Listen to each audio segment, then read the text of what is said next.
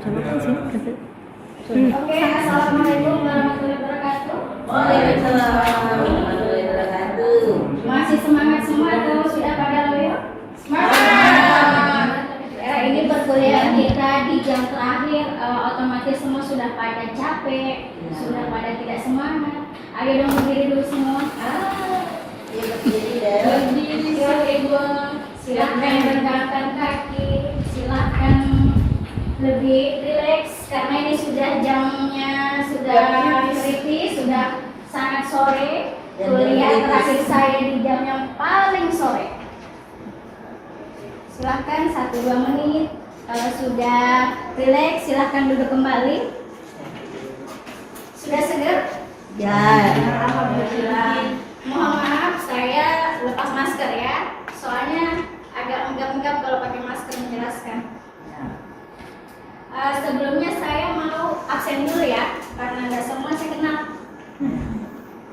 Oke, yang pertama Ibu Destri Katalif dari Prodi apa Ibu?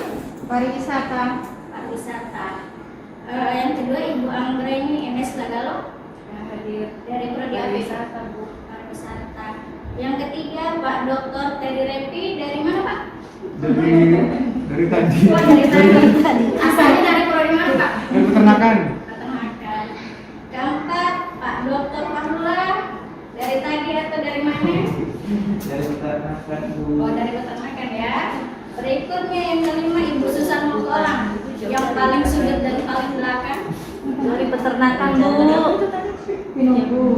Dari peternakan ya. Oh, 3 orang dari peternakan ya. Iya, Tiga orang ya. Yang ada peternakan. Ibu kalau Ibu Yusri ahli kan Pak? Dekat dari sama dengan Dan yang terakhir yang paling muda sendiri Dr. Meiti Melani Mokoginta. yang paling muda. Dari prodi agribisnis, Bu. Ya, agribisnis ya. Ya. Nah, di sini masuk semua prodi ya. Ya. Nah, di sini mata kuliah saya ini pemasaran. Karena pemasaran itu tidak hanya belajar tentang pertanian. Hukum pemasaran itu ada di pemasaran yang lainnya. Sering ke pasar? Sering. Ya, atau ke swalayan? Swalayan. Atau sering lagi Bu? Atau sekarang lagi belanja online? Itu lebih sering. Lebih sering Bu. Nah, makanya hari ini kita belajar apa sih pemasaran, bagaimana sih manajemennya. Siapa tahu Bapak Ibu malah punya usaha. Ada yang sudah punya usaha atau baru rencana punya usaha? Baru berencana. Insya Allah nanti dilancarkan usahanya setelah belajar materi ini. Amin.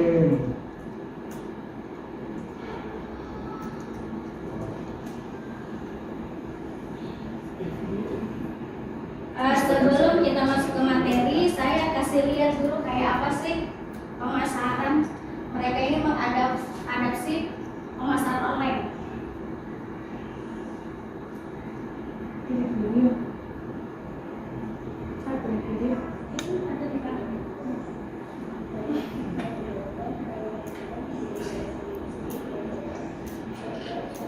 Sudah dapat dengan Ibu. Udah paling besar. Oh, Udah 100%. oke.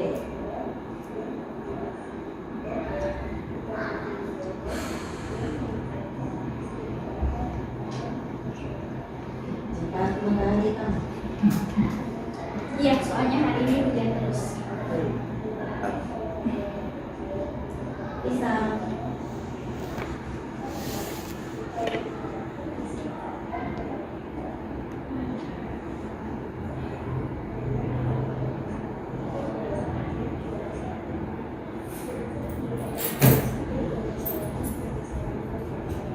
Gak lama ya, sekitar 2 menit. Lama pun tak apa. Udah ada.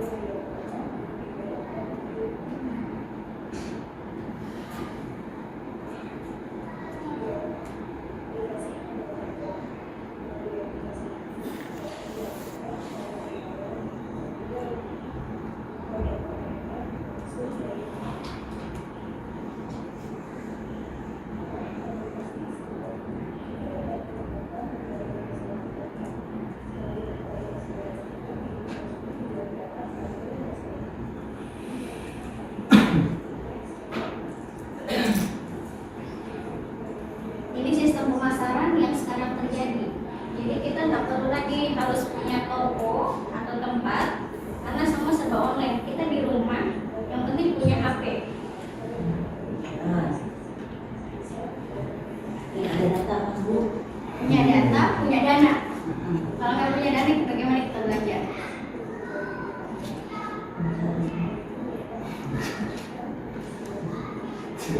Hati. Oke.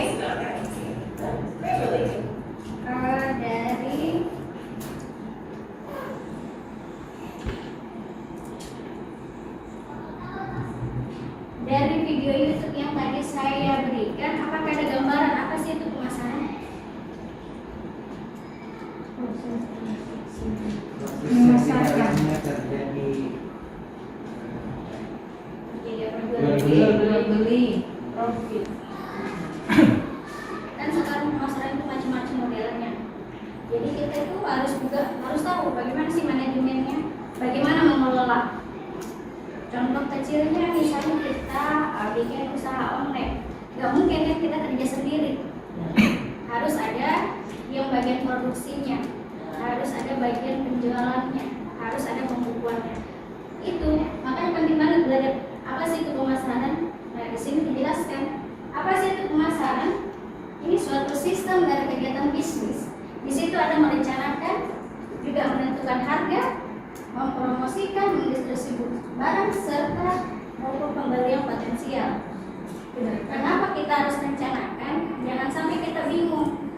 Kita mau jualan apa sih? Bingung kita mau jualan. Kita punya dana, tapi nggak tahu mau jualan apa. Jangan sampai ikut ikutan. Kayak di Gorontalo sekarang kalau makanan online itu yang lagi kita Pak, travel. Kalau enggak ada barbecue, ya kan? Jadi itu kita menjamur. Terus kita menentukan harga. Karena dalam penjualan semua harga itu kan berbeda-beda. Misalnya kayak Ibu Anggra beli di toko A harganya 5.000, di toko B harganya 10.000. Di situ kan berpengaruh bagaimana cara kita menentukan harga. Berikutnya mempromosikan. Sering kan lihat di Instagram orang jualan, di Facebook. Sekarang juga ada penjual-penjual online, apalagi corona. Sayur-sayur kan kita sudah bisa seperti di dalam apa? Belanja.com ya. Serta mendistribusikan barang dan jasa. Kita juga harus punya alat kendaraan. Jangan sampai barang kita numpuk, tapi tidak ada kendaraan operasional. Berikutnya kita juga harus tahu pembelian potensi yang bagaimana. Jangan sampai kita jual barang yang begitu tinggi kepada konsumen yang tidak seharusnya membeli barang itu. Misalnya kita jualan tas branded, harganya 1 juta, tapi kita tinggal di perkampungan. Siapa yang membeli? Gak ada kan? Nah itu kenapa harus ada pemasaran. Jadi kita harus lihat tingkat konsumennya. Ya. Di sini juga harus ada manajemen pemasaran. Enggak hanya sekedar menjual, tapi kan kebanyakan manajemen pemasaran itu masih lingkupan perusahaan besar. Di sini ada biasa kan kalau di perusahaan itu ada tim analisisnya sendiri. Di situ kita bisa menganalisis, salah satunya menganalisis permintaan konsumen. Kedua, merencanakan pelaksanaan serta pengawasan.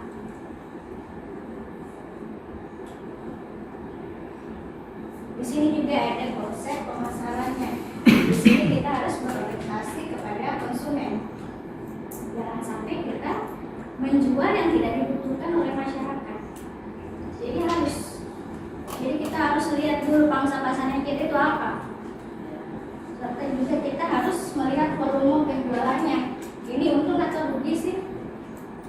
Kita lihat itu di Gorontalo. Toko A jualan yang sama dengan toko yang B.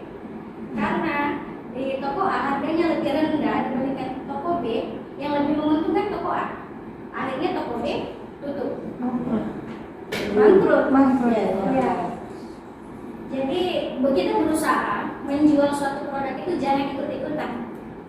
Kita harus punya terobosan dan inovasi sendiri. Ini ada sistem pemasarannya. Bagaimana sih sistemnya pemasaran itu seperti apa? Di sini kita bisa baca. Di sini ada juga berpengaruh faktor lingkungan. Faktor lingkungan itu sangat berpengaruh. Ada yang tahu Bapak Ibu? Belum. Yang lain? Belum. Atau sudah pada ngantuk? Di jam kritis seperti ini? Belum. Belum ya. Semangat 1 jam lagi. 1 jam lagi perguruan kita selesai. Masih penasaran. Masih penasaran ya? Ya, semoga tak jual-jualan. Saya harapan saya setelah ini Bapak Ibu bisa punya penjualan sendiri, punya produk sendiri. Yang kecil-kecilan saja. Karena sesuatu itu kan kita dari yang kecil ke yang besar. Tidak mungkin semua itu dilakukan dengan yang besar. Nah, di sini kumpulan lembaga melakukan tugas pemasaran. Kayak lihat itu tempat-tempat HP. Bagaimana cara mereka memasarkan produk HP-nya mereka. Lihat kan sales-salesnya bagaimana? Ada yang jalan, ada yang bagi-bagi brosur. Di situ juga ada ide. Jangan sampai barang si A lebih laku dibandingkan barang si B. Kayak contohnya HP Oppo dan Samsung. Pasti ada perbedaan. Yang satu pakai badut-badutan di depannya, yang satu cuma duduk-duduk. Mana yang lebih suka? Mana yang lebih menarik? Aduh. Nah, itulah mengapa kita harus punya sistem pemasaran.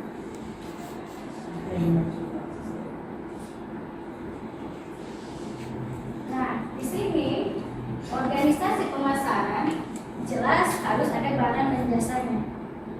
Harus jelas. Apakah dia menjual barang ataukah hanya menjual jasa? Kayak JNE itu jual apa? Jasa. Tidak selamanya kita jualan itu barang. Kita juga bisa menjual jasanya kita. Barang dan jasa. Dia harus tahu dulu komunikasi dengan pasarnya seperti apa. Konsumen yang dituju seperti apa. Pasar yang dituju seperti apa. Misalnya kita dalam bidang pertanian, kita jualan apa? Kita tanam tomat, kita tani, jualan tomat nih. Apakah harganya beda dengan di hypermart dengan di pasar? Beda. Ada yang tahu kenapa? Pajaknya. Bukan pajak. Imigrasi. Kemasan. Kemasannya lebih menarik. Di pasar kan cuma ditaruh di kantong kresek. Dan biasanya di hypermart kita itu harus ada quality control dulu. Tidak sembarang kita menerima produk, jangan sampai sudah di dalam ada yang berulat, sudah ada yang membusuk. Karena pembelian di hypermart kepada petani ke produsen itu lebih tinggi dibandingkan di pasar. Nah, ini analisis konsumennya. Bapak Ibu, saya semua adalah konsumen. Biasa belanja kan? Ya. Setiap saat. Ya.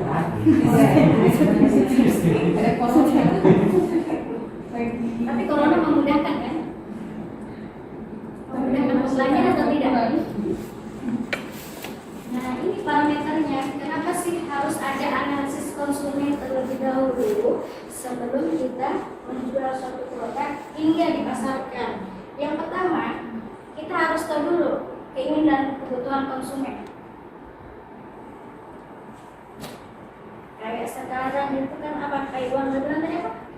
Grill ya? Ya. Orang pada cari daging. Orang pada cari sayur, selada. Berapa tahun belakangan sebelum booming, selada kan jarang. Yang ada cuma ada di Gelayel. Ya. Di Gelayel itu pun sulit. Karena adanya keinginan dan kebutuhan konsumen, sekarang ada beberapa tempat hidroponik. Itu untuk selada aja. Karena apa? Kebutuhan konsumen, keinginan konsumen. penjual pada narik senada. Itu poin keduanya, pemenuhan kebutuhan konsumen. Di mana orang mau punya usaha, seladanya tidak ada, itu kan yang biasa dicari si Korea gitu.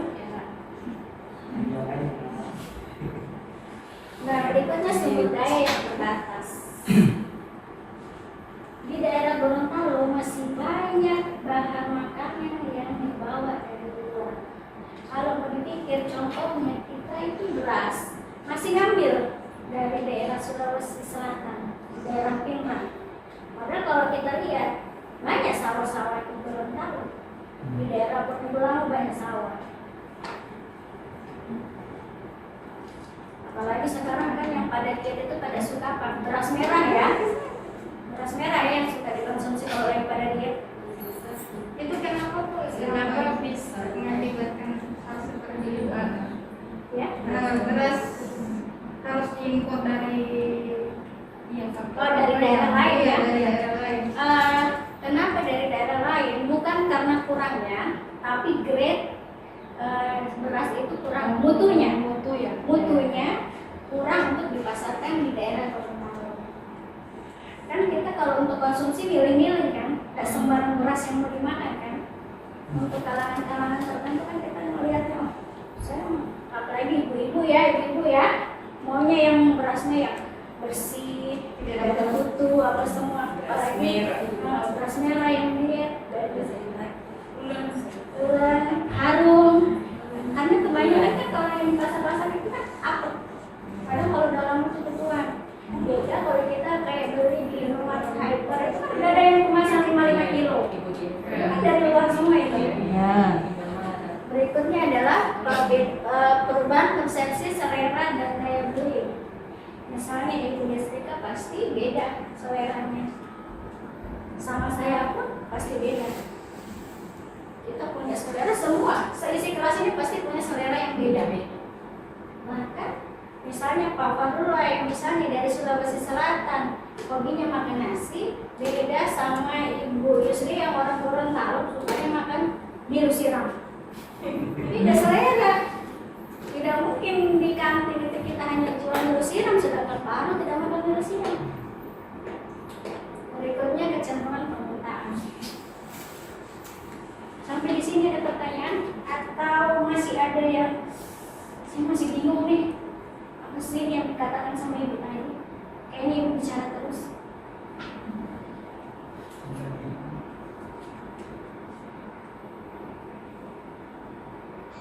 Nah di sini ada keadaan permintaan. Di sini ada beberapa poin, silakan dibaca. Ada permintaan kelebihan. Itu apa ya? Sudah melebihi overload, saking banyaknya orang mau, saking banyaknya orang minat. Di sini ada juga permintaan penuh, ada permintaan teratur, ada juga permintaan menurun. Itu berpengaruh di saat musim COVID seperti ini. Menurun, banyak usaha-usaha yang bahkan sudah tutup. Kayak contohnya di bandara itu, di lounge kan sudah pada tutup. Siapa yang mau makan? Nggak ada yang terbang. Berikutnya permintaan laten, tindakan permintaan, serta permintaan negatif. Permintaan itu kan sudah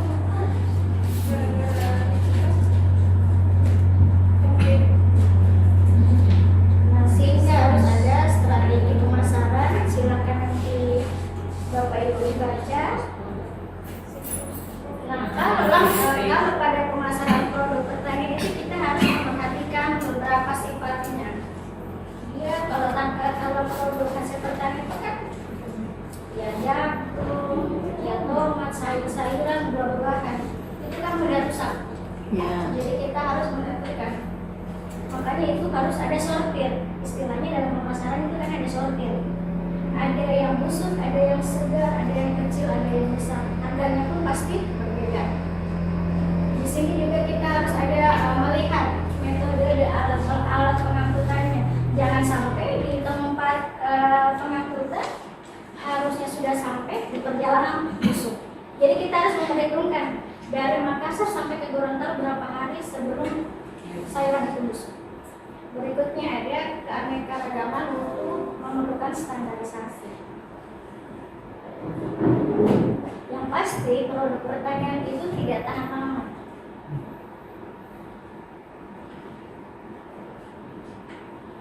Oke. Bagaimana dengan materi yang disampaikan? Karena ini adalah materi di pertemuan terakhir kita di semester ini. Ini kan sudah pertemuan terakhir kita sebelum ujian semester akhir. Tanya Bu, Ya, apa bedanya biaya produksi berdasarkan wilayah dataran tinggi dengan suhu yang rendah dan perbedaan wilayah kayaknya itu. perbedaan wilayah. Karena ada biaya produksi Biaya yang berbeda. produksi. Yang pasti kenapa dia berbeda? Misalnya kita nanam kopi di Pinobu, jelas aksesnya kan lebih susah ya. Otomatis biaya pengangkutan ke daerah kota Gorontalo itu pasti tinggi dibandingkan dari Limbolo ke kota Gorontalo. Ya. Oke, ada lagi? Di slide itu tadi saya melihat ada 7P ya. Ada promosi, produk, place, Gimana ya? ada ya. Tadi ada di ya, itu tadi. Nih, Ini? Ini. Ya. Oke. Sesuai materi yang diberikan menurut Ibu, mana yang paling penting di antara yang hal apa yang harus kita lakukan pertama? Yang harus kita lakukan adalah riset dulu. Sama halnya, semua harus dicari tahu dulu. Sama seperti orang yang PDKT. Harus tahu dulu kan? Ya. Harus tahu dulu. Kita harus pendekatan. Kita harus tahu pasar. Bagaimana kita mau jualan kalau tidak tahu kondisi pasarnya? Ya. Kondisi pasar bagaimana, keikutannya bagaimana? Harus tahu dulu kan? Makanya ini ada kita harus tahu dulu. 22. Cuma deh simple Tahu dulu. Harus mendalami dulu, harus pengenalan dulu. kasih paus Harus taruh dulu. cepat baru boleh lah kalau tidak paus tak 20 lebih menit. padahal DP materi atau oleh kalau sudah mungkin ada berapa menit kan sudah kasih paus Tidak tahu orang PHP kata tidak ya nanti semua ke foto dia Oke, saya berharap seluruh teman-teman di kelas ini paham apa itu pemasaran. Karena suatu hari nanti pasti ada di antara 1-2 orang ini yang pasti buka usaha. Entah itu usaha kecil atau usaha besar. Oke, perkuliahan kali ini akan segera saya akhiri, namun saya berikan tugas kelompok ya. Tapi yang tugas kelompoknya adalah berupa studi kasus.